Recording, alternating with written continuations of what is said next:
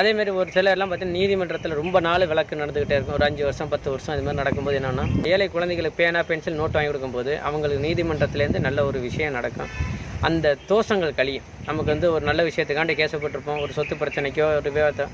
அப்போ இந்த புதன்கிழமை அந்த பிள்ளைங்களுக்கு வாங்கி கொடுக்கும்போது நிறைய மாறுதல் ஏற்படும். அது ரொம்ப அது நடக்கும்.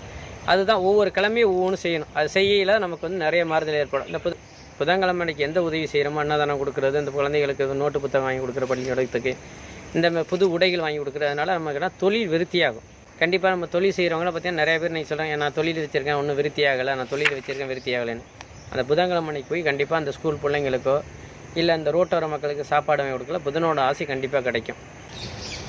அதேமாரி பாம்பு அது நாகத்தோஷங்கிறாங்கல்ல, அது அப்படி தான். பாம்பு இப்போ நம்ம முன்னோர்கள் அடிச்சிருப்பாங்க, அதேமாதிரி இப்போ உள்ளவங்களும் அடிக்கிறாங்க. அந்த பாம்பை கண்டோம்னா வீட்டுக்கு அடிக்கடி வருதில்ல, பாம்பை முடிஞ்சளவு அடிக்காதீங்க. பாம்பு வர ஒன்றும் பண்ணாது நம்மளை.